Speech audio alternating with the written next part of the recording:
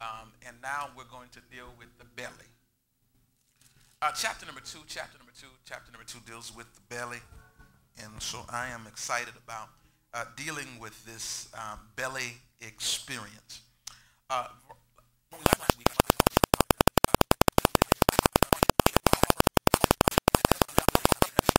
Get to the destination that you were planning on in your disobedience.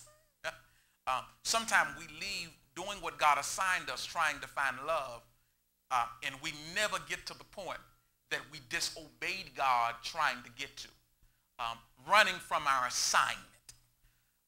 The challenge tonight is that we've gone from him on the boat to trying to live in the same peace of God that he experienced when he was in the will of God on the boat. And they won't work. Because sometimes as a believer, we try to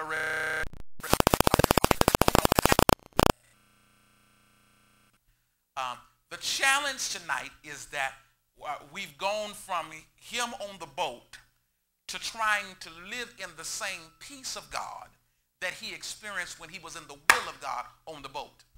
And they won't work.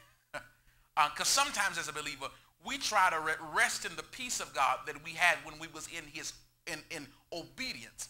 And brothers and sisters, just because you're able to maintain that mindset don't mean you can maintain that reality. And that he did not have. They throw him overboard after they ask him to call on his God. He calls on his God, supposedly, and he exposes the reality of who he is. When they find out, they're afraid. Now, we talked about how when you're out of place, you can kill everybody in the process of God trying to get to you. The ship would have been lost. Everybody on the ship would have been lost because that whale was prepared to receive his prophet. And that oftentimes there are people in our lives that are affected by our transgression against our divine assignment. Because one, we don't want the assignment. Two, we just don't want to do it. And three, we have animosity or beef with the people that God has assigned us to reach. So now he's thrown overboard, and the Bible said that he's prepared a fish for the prophet. And brothers and sisters, I want to share with you that God will always provide a method of rescue when you're forced to be thrown overboard. And so I want to deal with that fish that is assigned as the belly of the earth. That fish, shallow, is symbolic. This fish is assigned to be the incubator for God's dealing with him. And then we deal with it in verse 2. David said, and Joseph and Jonah called me to do right now. Because it means that I've got to deal with inner struggles within myself to submit myself to your will. It is better to be in your will, to be in the dark place that I'm in right now, even though the dark place is the preservation from death. In other words, he says, I'm close to the clutches of death. I'm living my life in the place of hell.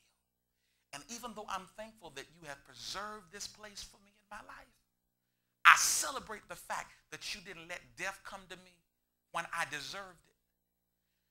I don't want to do what you want me to do. But doing what you want me to do is better than living in the place I am right now. And then the brother says to himself, he says, God, forgive me.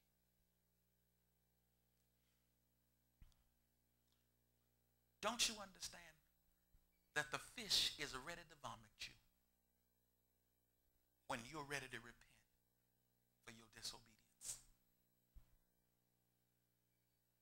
He said, what's my disobedience? How am I disobedient? Because Nineveh needs you. And where are you at? Who's Nineveh? Nineveh is that drunk on the side of the road. Nineveh is that neighbor that you don't want to share with. Nineveh is the city that's ready to repent, but the church won't say nothing.